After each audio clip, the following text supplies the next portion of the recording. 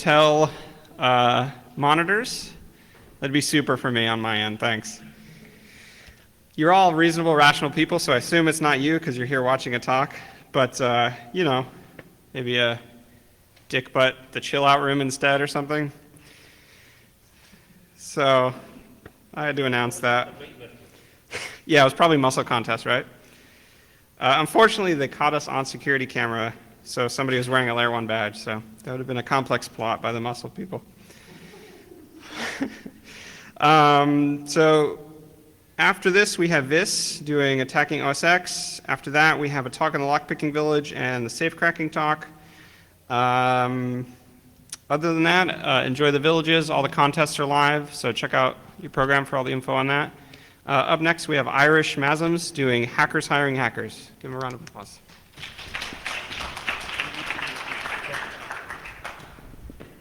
Good evening, everyone. After being an attendee to LayerOne for at least since was held in Pasadena, it's nice to be up on stage and sharing some insight and so forth. This discussion, this talk, may have had some influence in previous employers, current employer, but this does not specifically reflect their official opinion and state and so forth, so this is just me, and I speak for no one else except myself. I might start ranting at some point. I apologize. This has been a long time in this field and feeling this pain, and to the point of a lot of trigger words and trigger points from both sides of the table. Let me hear from the humans in the audience. Good, awesome. Let me hear anybody that's a hiring manager other than myself.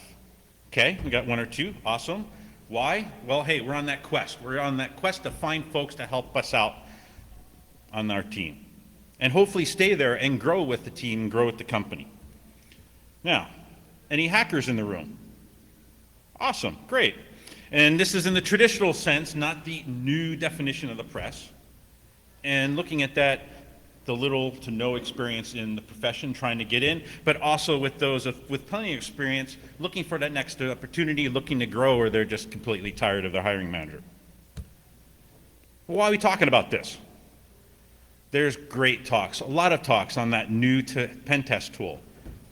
But there's few that are actually talking about that hardest part of our field, which is the hiring process, getting hired, finding new talent, okay? We desperately need people with the technical skills that we as hackers have. But we're doing horribly from both sides of the table to the point of trigger warnings. This may invoke PTSD from some of these bad experiences we've had and cause us to drink adult beverages. So this talk takes those experiences from both sides of the table. How can we as hackers, how can we as hiring managers help improve the situation and help improve the industry? Because it's hard to find people to hire. Well, you know what? Yes, we scare and confuse the hell out of HR and the recruiters because we are weird shits and we do weird things on our off time and do weird shit at work, right? They completely freak out. We keep shooting ourselves in the process. And you know what?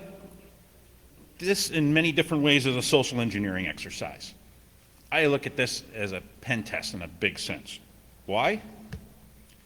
Because as a hiring manager, I got to get folks like yourselves to be even interested in applying, circumnavigate through the bottlenecks in HR, find the right individual, hopefully, get that appropriate offer that management approves of, get that to the candidate, get the candidate to approve it, and yada, yada, yada, and then have them even start on day one. Then along with that, there's the follow through.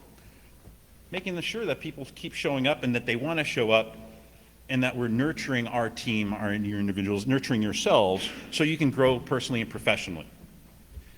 And from the job hunter's perspective, I got to write that interesting resume, I got to write that interesting cover letter that gets past that HR gateway into the manager and gets that manager interested in wanting to talk to you. Getting through that interview process, getting to negotiate that suitable offer, and being able to show up on day one and actually have that role. How is that not a social engineering exercise? Both sides have problems. I've broken it down into 4 areas: setting expectations, the application process, and that resume gathering, submissions, interviews, and post-interview, and then broken it down further by specific for the hiring manager and for the applicant. Where do we have these trigger points? Knowing these trigger points from both sides of that table gets you to understand how you can SE your way into that role, hopefully. Or at least have an understanding of the limiting factors that each side have and how can you work the process. So let's set those expectations. And I'm still trying to wonder how they got a picture of my garage. Because we can't find anybody to hire. But oh, wait a minute, you must work in our corporate office out in Wichita on a 6-month contract to fire with a rotating shift cycle, and you start on night shift. We need to set our expectations. When we go buy a new car at the car lot, do they have one that's fully souped up? Or, well, I have to settle with blue. And it doesn't have the spinnies. Same sort of concept there. Wynn has a great blog series about readjusting expectations and things that he ran into in his career, and has a great story about him trying to get a job at Ma Bell and was denied because he's colorblind. And it didn't matter what role you had, if you were colorblind and you couldn't read the color codes on the big, thick telco wire, they outright denied you. So, hiring manager, what do you want? The job title might say junior or entry level, but I'm reading it and I'm seeing you want a CISP and 5 years experience. How's that a junior role? The position description's all over the map. You're looking for a jack of all trades, which, master of none, right? So the folks that are looking to break into InfoSec end up applying for everything. As a hiring manager, we get buried in all these applications that we can't do anything with because it doesn't match up, and we get frustrated and we get jaded. But folks that are trying to break into it have no idea what we're looking for, but they want to try regardless. So how can we as hiring managers help with that? And that's some of the things we're talking about today. So what do you really run? Thank you.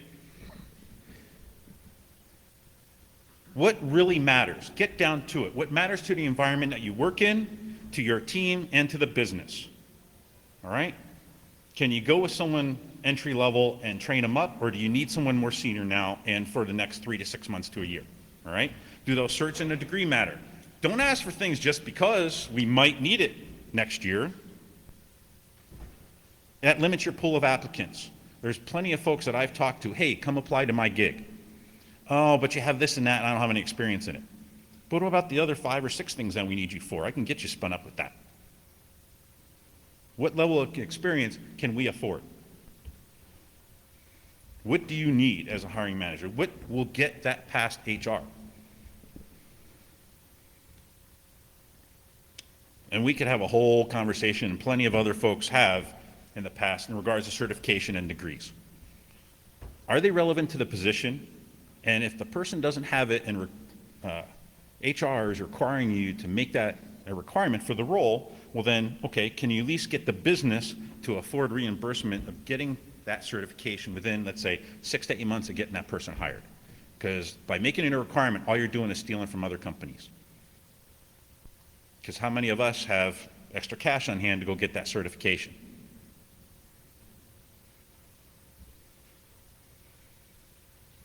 There's part of scoping that role as well, right? Is it a contractor role, is it a temporary sort of thing, or are we looking for a full-time role? All right, is it a specialty, or is it a jack of all trades? And also include that realm of that application is going to be, the applicant's going to be working in. Is it just application security? Is it network? Is it the system? Is it all of the above because you're such a small organization and at that maturity level, right? Are there some vendor-specific preferences or not? That specific scope. Are we looking for specifically a security engineer to run that tool set or just the architect to work on our overall plan?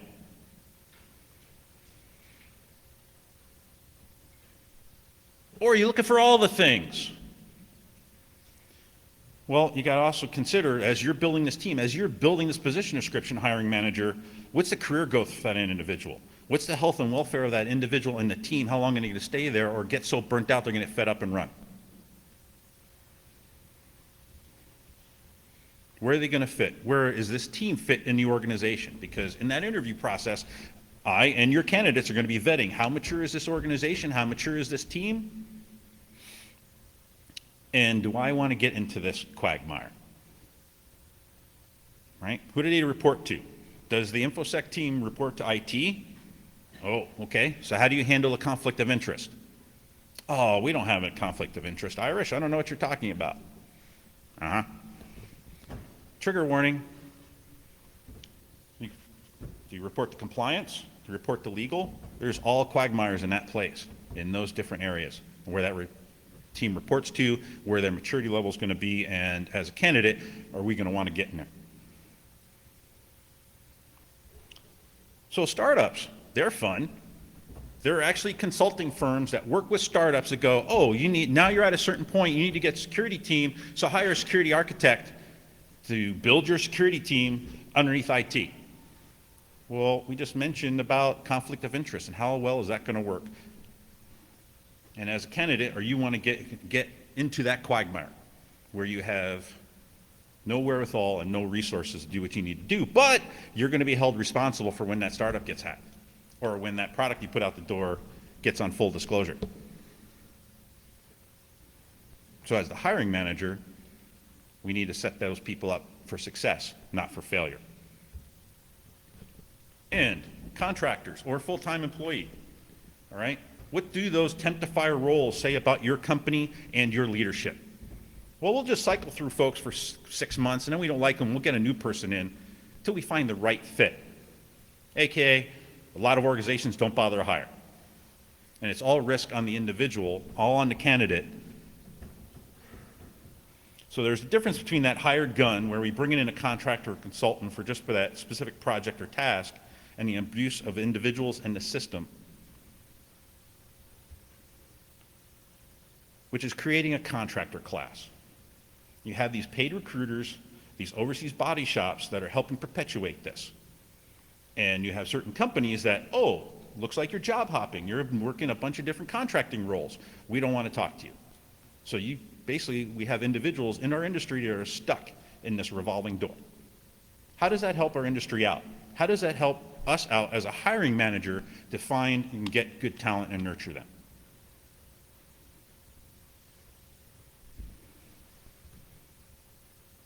Compensation. We have an understanding of what it's worth, what we are worth. We understand where we're broadcasting these roles are to find candidates. We need to figure out and pay them what they're worth. And ladies in the house, don't sell yourself short. Okay, as hiring managers, we're limited by budget and so forth. Okay, what other incentives can we work to fit into that, to make it a better opportunity, a better work environment?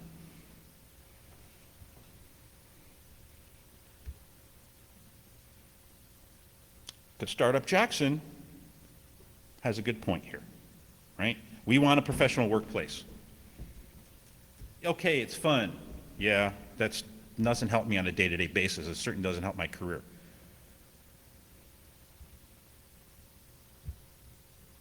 Ping pong table, foosball table, and certainly beer pong table are trigger words. If I see that in an environment and that's what they're helping publicize to try to get you hired, as a hiring manager, is that helping you attract the talent you want? And as a candidate, is that an environment you want to work in?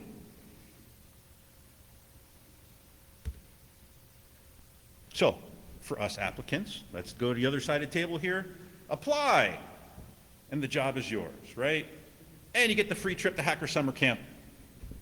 Well, us ourselves also need to get an understanding of what is the environment, what's the opportunities out there, and what's the limiting factors for hiring managers and for companies to be able to provide those interesting roles for us that are going to challenge us on a day-to-day basis.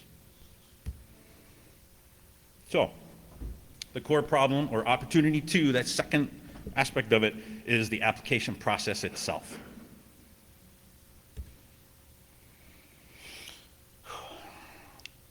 There's preparation on both sides that should be done before that first calls from the recruiter are even made, and there's some of them done, and if they are, horribly. And timing is everything with this as well, okay? You could have had a candidate apply at a handful of opportunities. The other company could have already reviewed the application, brought them in for interviews, hired and started before you even get the call. You've lost that opportunity. It's a business advantage for the other company. They just beat you at it. So, hiring managers, how do you go out and find candidates? Because it's certainly not enough just to post it on your HR website and get posted to LinkedIn and wherever else. Get out, get involved in the community. And that's the local community and also within incident response, threat intel, etc. There are places out there to find candidates, to find folks that are interested in the role, all right? And what is your role in talent? We as hiring managers are at that front line of picking tools, implementing those tools, budgetary, et cetera, within that organization. We're the ones that are holding that weight into building the organizations and teams and building the community.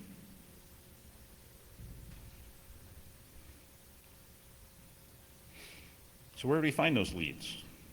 How do we get HR and recruiting to help us, right? How do we work through those limiting factors that we are all, I would assume, painfully aware of, okay? They set up the initial context, those initial conversations, those initial impressions, and set the tone of the process. We need to ensure that they're good ones. So many initial contacts I've had with recruiters and HR teams totally tarnished the entire image and process of that organization. And then when 6-8 months later, a couple of years later, when you get a call from their sales team, it's, for some of us, very hard to wipe that poor initial impression away, right? We will go elsewhere for other candidate roles and potentially go elsewhere for other tools, okay? So, there's the application tracking systems. As a hiring manager, we need to first off make sure that it's not requiring PII or NPPI. Default setting in brass ring is to mandatory require social security number. Why? At this stage in the hiring process, it is not needed and you're adding additional risk to your company. So, get a friend to apply. Do a pen test on your hiring process, on your screening process. Do they at least get past HR?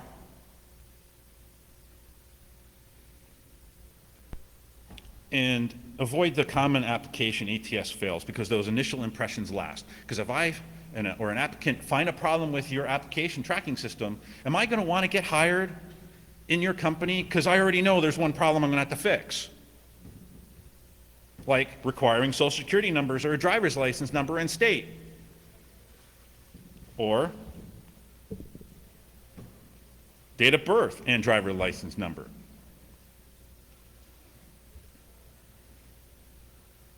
Brass ring, social security number in the bottom. Awesome. Or your HTTPS and digital certificates are totally messed up. What kind of impressions does this leave? Oh, I found this here. Let me throw in SSL Labs and see what score it gets. Do you really think I continued with the application for this company? No, I took it a screenshot and added it to my presentation. Passwords are awesome, right? Here, apply for this position below. Oh, no. Special character can't be part of your password. Great, so I already know I'm going to have the password argument when I get hired to your company if we make it through that process.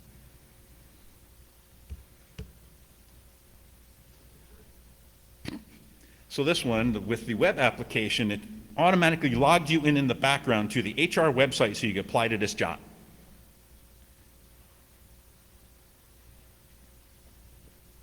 Yeah. Or just flat out bad error handling. Why are you telling me you're having problems in the back end? Standard web app stuff that keeps popping up.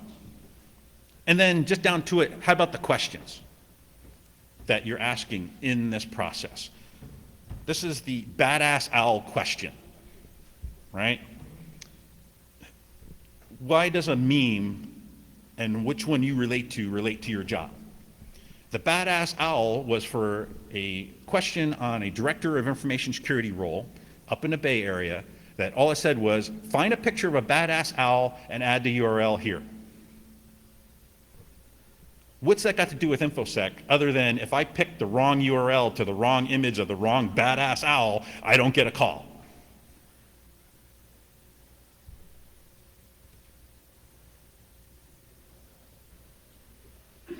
I could just keep, yeah.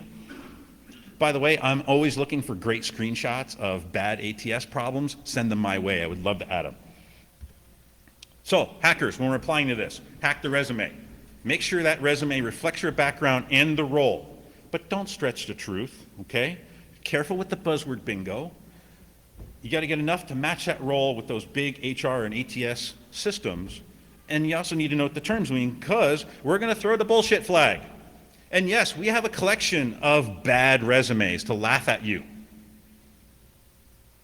And also drink over. File names make a difference. It's those little details. Just like when we're looking at a PCAP, trying to figure out why this IDS rule alert triggered, the file name. It distinguishes yourself from other candidates. I make mistakes.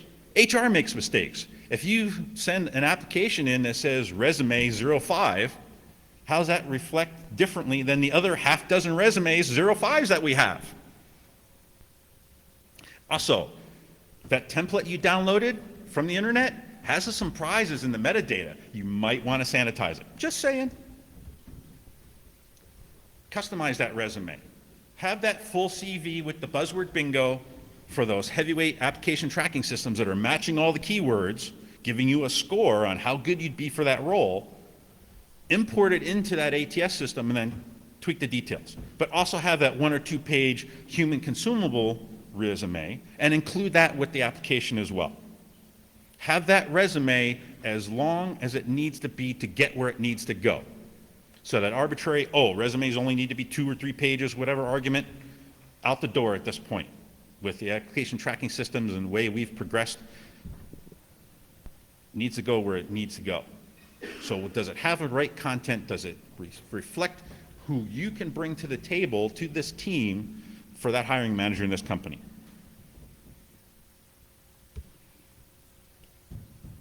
Use a professional email address. Okay? Take that email address, and if you've used it for a while, Google it, throw it into some of the other search engines, and what are they going to find out about you? Because yes, there are a lot of hiring managers that do this. All right? Sanitize it. Keep your personal and work email separate. Cover letter. We don't need a cover letter. Don't worry about that. How do I know you want this role? How do I know? How does a hiring manager know why did this role interested you? Or are you just going to every job out there spamming your resume out, hoping something clicks? Is that how we set up IDS alerts? We just spam them all out there, hoping to catch the right bad guy? Just 5 minutes on, hey, I like your company. This is a cool platform. I do this and this, and would love to also do this that you have in your position description. I know you've done a little bit of research on the organization. I know you have half a clue what the hell you're talking about, so I'll at least be able to get a phone call with you. Security clearances. For those you out there that are doing government work, does not belong on a goddamn resume. Read that NDA you signed. And yeah, there are those recruiters in HR that force you to try to say what your security clearance is. The correct answer, if you talk to DSS and OPM, is that information can be verified with a conversation with your personal security officer, period. And if they keep forcing it, is that a company you really want to work for that is questioning your integrity and questioning that NDA that you signed that you could go to jail for? And it's not the country club jail. Also, don't put it on your LinkedIn. You're just a bigger target. And also, don't pen test with your resume.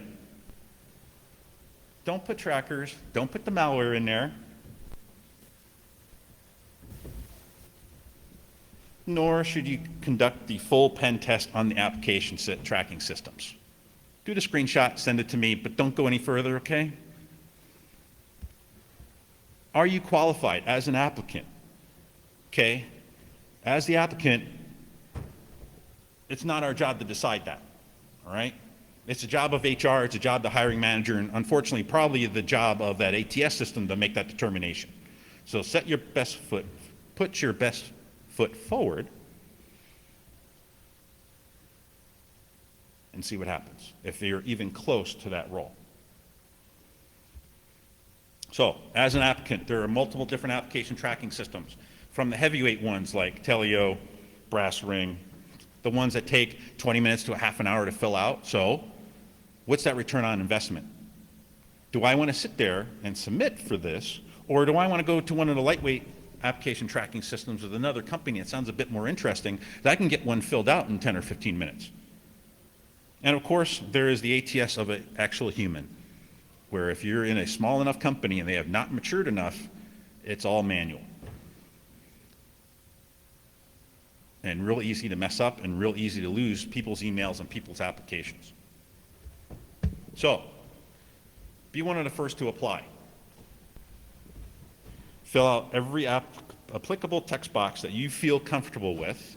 If you don't feel comfortable with it, then of course figure out what text it will let you submit to get past that gateway. So for example, that Brass Ring screenshot I had that was requiring the social, it didn't do a check for numbers. I could just put a period in there and it got me past that screen. Now, the question is, will HR call you? Depends on the company, right? 4, importing those resumes into these systems, no graphics, don't do the special characters, yada yada. And of course, spell check and grammar check, and that's not just with Word, that's also having a friend who is an English major, marketing major, etc. Someone that writes, that can read through it.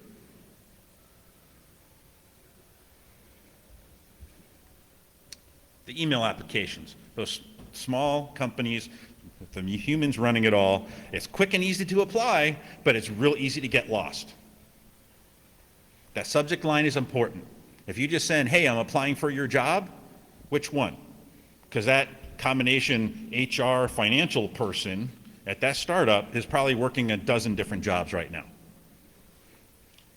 Include that cover letter in the body of the email, and hey, since you're sending an email app, where's your digital signature? It's just one of those little details, one of those little things that sets you above the rest. For those working on government, oh yes, USA Jobs is a fun hellhole. It's unwieldy.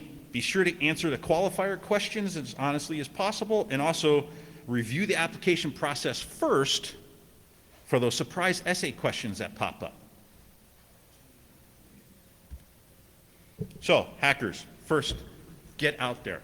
Meet the hiring managers, interact with them, all right? If they know you're looking, you have those conversations, you already have that connection to send those things, and they can help manipulate, help work that HR process to get you in, right? Getting involved out there in those same recommendations, same places I told the hiring managers to get involved with.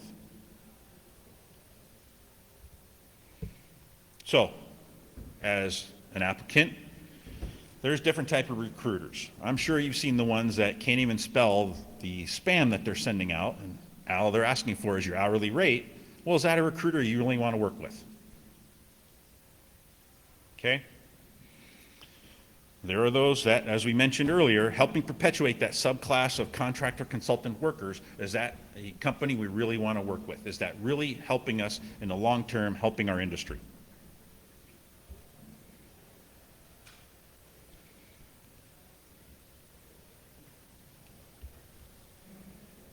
So there's different types of recruiters. There's the ones that are just trying to fill a seat, and there's ones that actually care a little bit about finding good candidates and helping find good candidates for the different companies that they're working for. So do your research on recruiters, come to events like this and talk with other folks and see if they know other good recruiters and build relationships with them. I have 4 or 5 recruiters that I actually added on my LinkedIn that I've talked with, and I've been in contact with them for years. And they reach out to me going, hey, do you know anybody that's looking? And I'll try to make those connections. It helps each other out. And also gives you an understanding of, well, how good is this recruiter? Use that network, applicants. Dig into that company that you have applied to, that you want to apply to. Oh, you applied? Well, do some research and see if you can figure out who the hiring manager is or who that head of recruiting is, and just send them a note going, hey, Jane, in recruiting, I saw you had this opportunity, I've applied, I see that you're connected with my friend Bill who does this and this other company, would love to have a conversation with you. Just sending that short note has gotten me and friends at least a screening interview. And we also have to understand the odds. We could be one of tens, we could be one of hundreds. I have a position open right now, I've gotten 88 applicants on it. We also have to keep an understanding on that depth of the labor pool in that city, town, region that we're in. And we also have to try to keep in mind who else applied for the role, right? We may not have the right buzzword bingo or the industry background that hiring manager wants or needs. And we got to keep that perspective, and we got to try to not get discouraged. And to me, this also ties in with that industry burnout that we've talking about lately, right? How do we get that patience? There are things that us as hiring managers, requirements, stressors that we can't even outline in that position description that we're trying to juggle in the background to find somebody good to help us with. So get that feedback from mentors and peers. How can we work with this frustration? How can we better represent ourselves to this potential hiring manager? And also try to remember that it's not you. It's not personal, normally. So, opportunity 3, the interview itself. Hiring manager, before we even get to this point, we need to have figured out what is the types of questions and what questions we want to ask.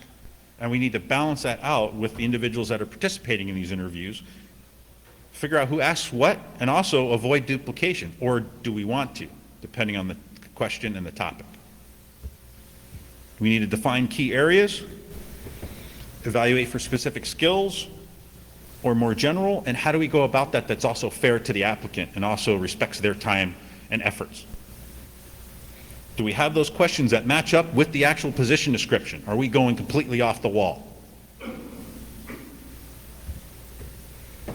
This interview process is hard. Again, we are weird shits that do weird stuff at work and at home. A lot of us are introverts. So going and trying to play extrovert during an interview for all afternoon can be anxiety-inducing, can hit some of those trigger points we have. So how can we help facilitate that candidate coming in or the candidate we're going to talk on the phone so we get a good, better understanding of what this person brings to the table, and how can we help nurture that? Because it's about ethics in job interviews. Stump the monkey is not fun for anyone. The trick questions, the Google stumpers, it does not convey how good an analyst you could be or are. Just being able to recite knowledge off the top of your head might be great for someone that is one of those book learners that can just read a book and know it the next day, but how do they implement it? And when you have those people on your team, okay, fine, they can recite this right off the top of their head, but if they don't understand how that networks together, how that provides risk to your organization and how to best try to mitigate that, how does that help you? And also, doing those sorts of interviews is going to potentially dissuade a good candidate from accepting your offer. Because if this is how you act and how you treat your candidates in the interview process, well, I'm going to have to ask, how could that potentially you guys treat me when I'm your employee, when I'm working on your team? The intent is to find individuals for your team, not prove how smart you are or how dumb they are. This is not a contest. It leaves lasting impressions. Sometimes there is more than one answer to your question. And a lot of times that might be different in yours because we all have different experiences. We've all been in different environments. Yeah, it might be Windows or Linux or whatever, but we are weird shits who come up with weird, different ways to solve that problem, to address that risk. So, Wheaton's Law. There's no need for us to be a dick to each other, right? We're all supposed to be in this together. So what if the candidate does not know how to work with Oak or does not know how to work with Palo Alto Networks? Can they learn? Have they worked with something else similar? Right? We, as hiring managers and those that are in the interview process, need to avoid those close-ended questions. Have you worked with Teak? Okay, candidate's going to say yes to all that. He'll figure it out later. All right? What protocol use port 0? What's that do for us trying to vet? Right? There's an interesting little blog post called "If Carpenters Were Hired Like Programmers," and this directly relates also to InfoSec as well. And that's why I'm using the different wood type analogies. Okay. Also, we need to stop passing judgment on others. Right? Piercings and tattoos don't no longer mean that they're ex-cons. You don't need to be a dick. And so what if we self-identify as a hacker? Some do, some don't. There is an interesting TED Talk called "Evaluate the Scrapper" that talks about this as well, in that potentially the worst looking resume from somebody might actually be the best hire you could get. Why does time and a role matter? Okay, most and a lot of these things are out of a candidate's control. Why is this concern about job hopping? We need to put ourselves in that candidate's place, whether we've been at somewhere for 10, 15 years or only 5. There have been, and unemployment. There's been a lot of stuff lately that, let's talk about Intel. Just let go a bunch of security folks up in Portland.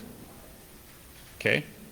Just because they're unemployed doesn't mean they're untouchable, does not mean they have leprosy. We need to put aside our bias on this. And potentially, just because somebody's unemployed and you're not going to want to hire and talk to them, is that potentially discrimination?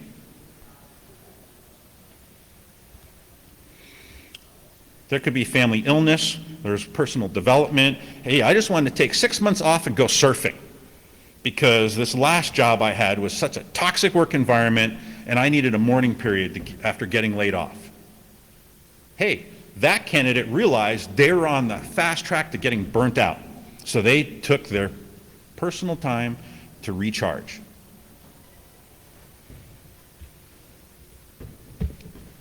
Ultimately, can the candidate explain how you can reduce risk by affecting vulnerability, threat, asset, or cost? That's the question. Does the question of what runs on port 0 directly relate to that equation? Does the question, what runs on port 0, going to come up when you're in the conversation in the boardroom with the business on how we need to address this issue? I look at the trifecta when I'm looking at candidates, and I hope you as other hiring managers are doing the same. Does that person have the ability to learn and want to learn, have that drive? Do they have that passion? And what is that passion? And do they have the ability to be wrong, to fail, and do so well? Because we will all fail. Do we use it as a learning experience? Do we try to grow from it? Or do we try to hide it? Do we throw it on someone else underneath the bus? Which is both things we don't want someone on our team doing. So, what's those hiring excuses we hear from hiring managers and other folks in the interview process? Oh, well, they're not technical enough. They're not a cultural fit. Well, we need to stop using this as a crutch for not hiring someone. We're supposed to be hiring folks for aptitude. And if we can find someone, then they have the aptitude, they have the capabilities, and we should be able to, as hiring managers, work that environment on our team to be accepting of that individual. In our team interviews, use a scoring system and get a score from each of the individuals in the process and average it out. I find that it's a reasonably good way of trying to work past this, oh, they're not a cultural fit, we don't want them. Where they don't really have a good excuse for that, that's their answer. Do we want to work with this individual? Do we think the person can do the job? Do they fit in the middle of that Venn diagram there? Because diversity of a team is a good thing. Different people, different backgrounds, they bring a different perspective to our team to try to figure out those different bad actors trying to exploit our stuff.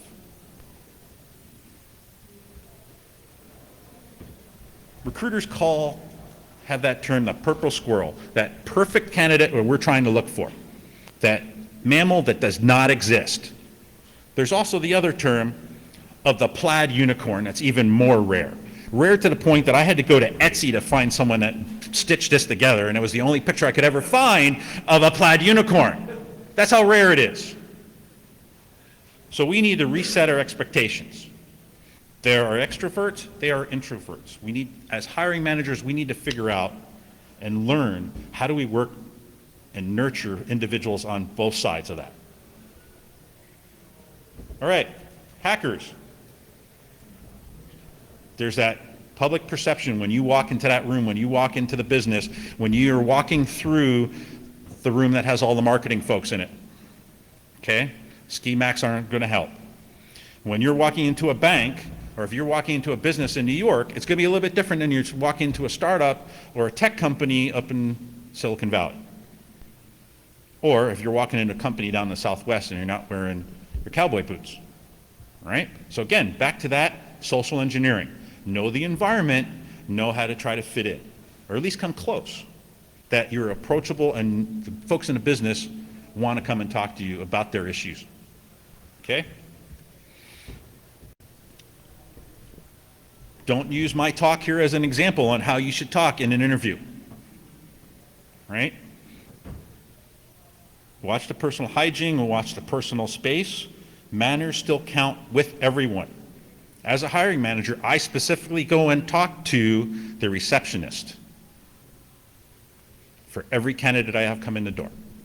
And why do you think I do that? So, as applicants, we need to hack the interview. Research that company, both in what other people are saying in Glassdoor, the financials, where did those C-levels come from, and what have they done in the past, or can you not find anything on them?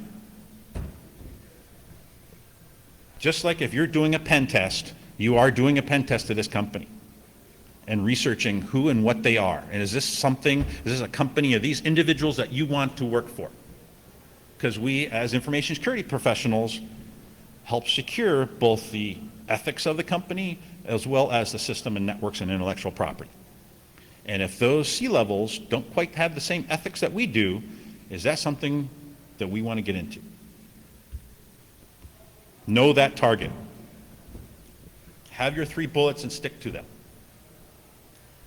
Explain, just like you did in the cover letter, why are you the best candidate for the role? Why would you love to have that job? Why would you love to work with me and work with the tool set my company has? And question everything. We as hackers question everything. We try to break everything. We try to fix what we want. Same thing with that process, same with that team, same thing with that company you're trying to get that job with. Also, get them to sell you the role in the company. How many places have we talked to that were just like, hey, we have this job. Yeah, we'll talk to you if we want. Is that the place you want to talk to? Are they really energized about getting somebody into that role and having you work with them?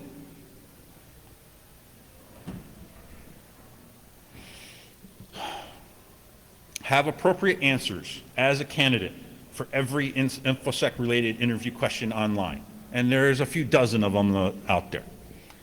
And yeah, a lot of them are those stump the monkey sort of questions. But you know how many hiring managers and how many teams I've gone into and they've used that same list of questions? How many recruiters that I've had the first phone call with and they ask the same questions in the same order from that same web page, and I'm like, I know where you got that list of questions from. And she started laughing and I totally diffused the conversation from there. I don't know is not an answer as a candidate. How would you figure it out? And also, well, I put it into Google as not an appropriate answer because my follow-up to that's going to be, well, Google is down. How are you going to figure that out? Because in real life, is Google down, we're still going to have to figure out how to take that threat and get taken care of.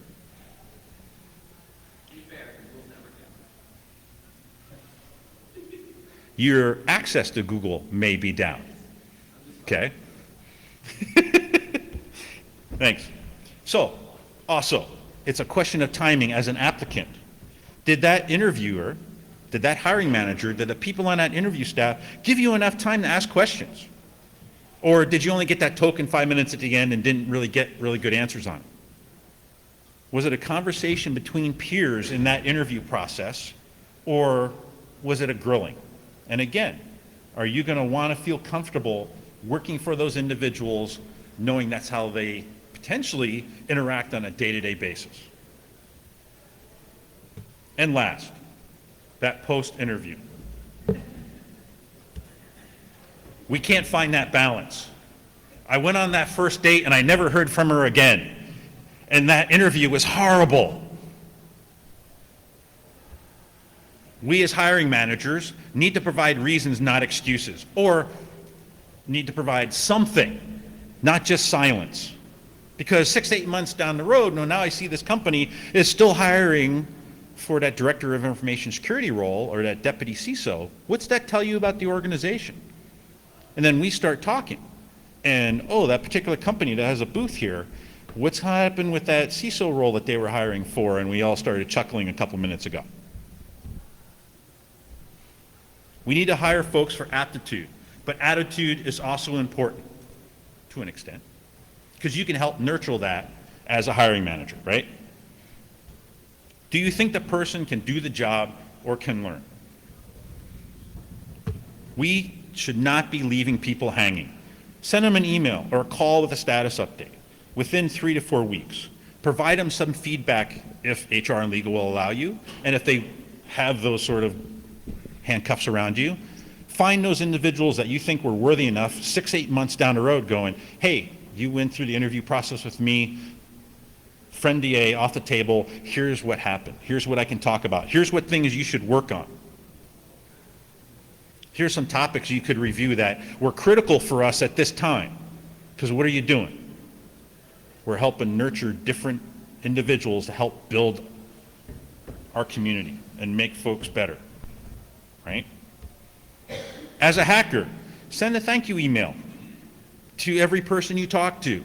It sets you that notch up above. I would even consider, if you know the timing's right, consider a snail mail card.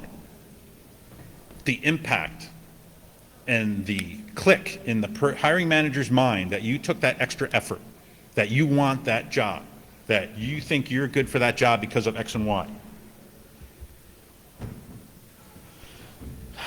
Don't panic if you haven't heard back.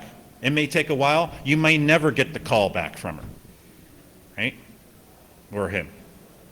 Be realistic in our expectations. Knowing that local, regional, national market, knowing that that particular employer has a habit of never replying after you do an interview, you're able to adjust with that. And yes, okay, employer, FUPM. But let's also be realistic about this. I have gotten applicants that wanted some crazy money, more than what the CISO was getting paid. I'm not even going to finish talking with you at that point.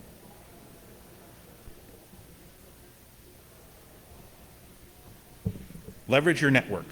Just like the computer network, Let's send the ARP scan round, right? Who do we know in the environment that's talked with this company before, that's worked with them before? What information can we get, right? To get us have a better understanding of what might have happened and how could I do better as an applicant. Now, of course, don't send social media connection requests to the people you interview with unless you have that friendly relationship. It's just creepy. I don't know you. And also there's the question on, should you leave feedback on Glassdoor on your interview process? And should you do that through a Wi-Fi with a fake account on Glassdoor? Employers forget, hiring managers forget, that the impression that we leave on employees, past and present, applicants, past and present, influences income, reputation, and business development in ways that haven't even been measured. So, there's 4 different references from Win and a couple of other blog posts. Please go read them, get a better understanding from this situation and what we're trying to do here and where we're trying to hire. And we need to remember to set and adjust our expectations. The application process is horrible. How can we fix it? How can we at least improve it a little bit? We need to do better on the follow-up. There's all areas for improvement, and also on both sides, how can we do that? So as a hiring manager, hey, let's connect with other hiring managers. How does your company do it better or worse? Right? How can we be more active and involved in the local community? How can we find other potential candidates that we don't even have a job posted yet? How can we find interesting college students that might work really well as an intern this summer? Run that pen test on your application process. See how far your friend or the resume that you doctored for yourself gets through that process. Submit that cover letter, send that thank you. Get out there and network when you're trying to look for that new opportunity, or when you're not. Understand that potential limiting factors from the hiring managers, and also then determine how can you best reflect yourself and your background and experiences to exploit that situation to get into that role. But none of this is technical. Why the hell are we talking about this? Social engineering is not technical. There's not a whole contest at DEF CON about social engineering. This conference is named LayerOne. Meat space, physical layer. How is this not technical? But this is stuff everybody knows. Then why do we keep screwing it up? Why have I gotten out of the 88 positions in that previous company that I was trying to hire a role for, say 75% of them didn't even have a cover letter? I have no idea why they applied for the role. And yeah, that was a lot of slides. This is my presentation style. Sorry. So, I'd like to thank Tottenkopf, who is a great help in putting this talk together and also has given this talk with me in previous places. There are a bunch of other individuals that are talking about this. And I also like to thank all the applications and all the applicants that I've looked through, the folks that I've interviewed with and experienced these trigger warnings with, and those that I have interviewed. Questions? Comments? Critiques? Sir? Thank you. There is a lot of content in the area of the hiring process. Yes. Thank you. Sir, in the back.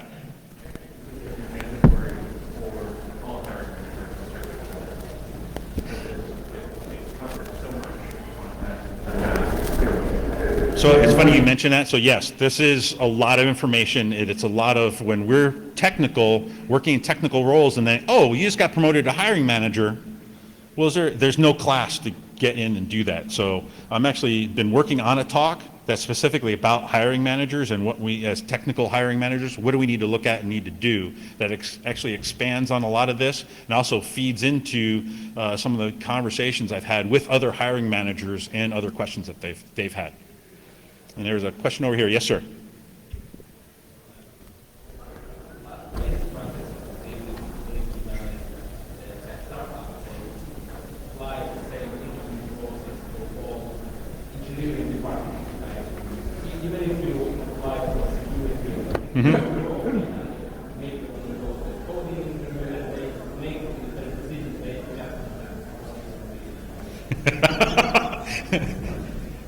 Okay, so last question is a lot of Silicon Valley companies, and other companies will have the same interview series, the same interview questions, no matter what the engineering role is.